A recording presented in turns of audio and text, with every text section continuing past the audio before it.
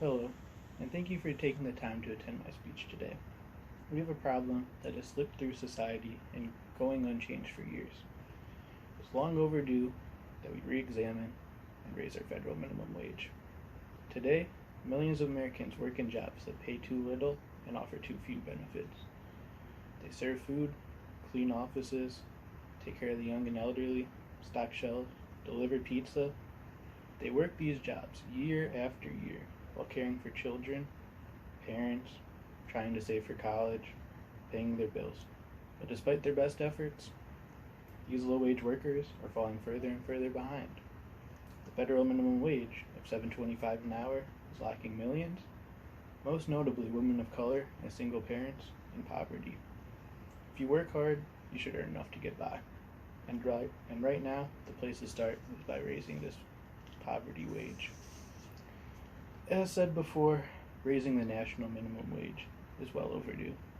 According to EPI, the Economic Policy Institute, workers today who are paid the federal minimum wage, $7.25 an hour, after adjusting for inflation, are paid 29% less than their counterparts 50 years ago.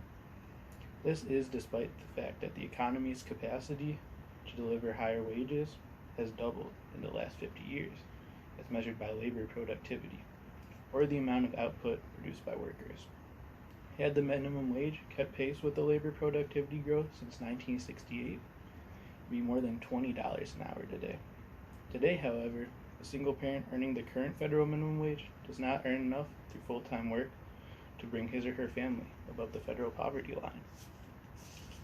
By 2024, in areas all across the United States, even a single adult with no children will need to be earning more than $15 per hour on a full-time, full-year basis in order to achieve a modest but adequate standard of living.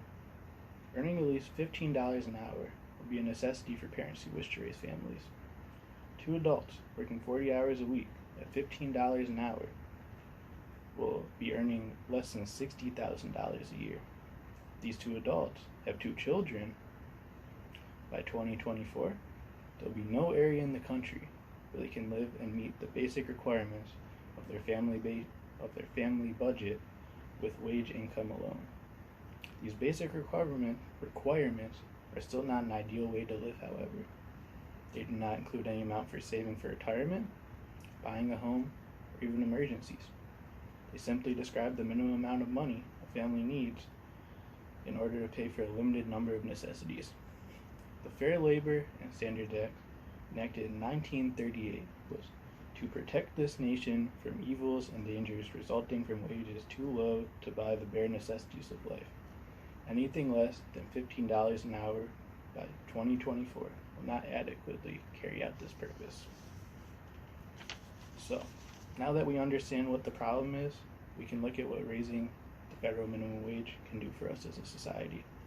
By raising the minimum wage, we would increase economic activity, reduce poverty, and reduce race and gender inequality. The Economic Policy Institute stated that a minimum wage increase from the current rate of $7.25 an hour to just $10.10 would put $22.1 billion into the economy and create about 85,000 new jobs over a 3-year phasing period. Economists from the Federal Reserve Bank of Chicago predicted that a 175 raise in the federal minimum wage would increase aggregate household spending by $48 billion the following year, boosting GDP and leading to job growth. It is clear that with more money being pumped into our society, it will not only benefit the lower income individuals, but also help stimulate the economy. A person living and working full-time at the federal minimum wage of $7.25 per hour earns roughly $15,000 a year. As mentioned earlier, this is simply not enough to survive today. According to a 2014 Congressional Budget Office report, increasing the minimum wage to $9 an hour will lift 300,000 people out of poverty. An increase to $10.10 an hour would lift 900,000 people out of poverty. In addition to this, a 2013 study by the University of Massachusetts at Amherst, economist Andrew Dubé, PhD, estimated that increasing the minimum wage to 1010 is projected to reduce the number of non-elderly living in poverty by around 4.6 million, or by 6.8 million when longer-term effects are accounted for. Finally, we can look at how raising the federal minimum wage can bring forward equality in our country.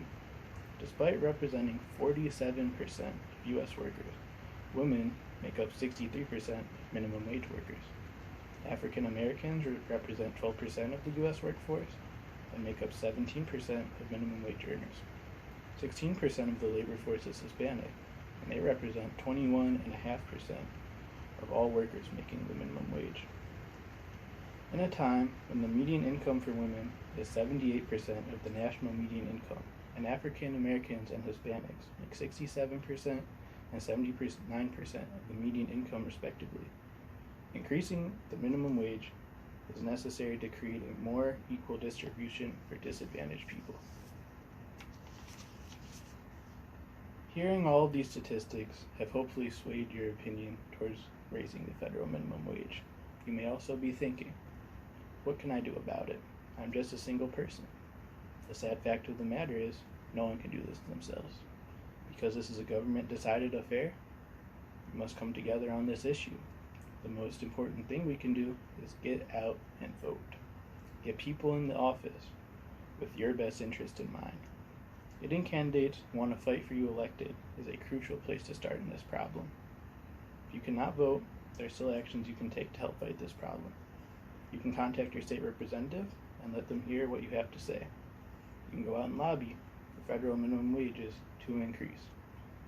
This problem is not going to change overnight, but if we can come together, we have a real opportunity to change this country for the better. Thank you.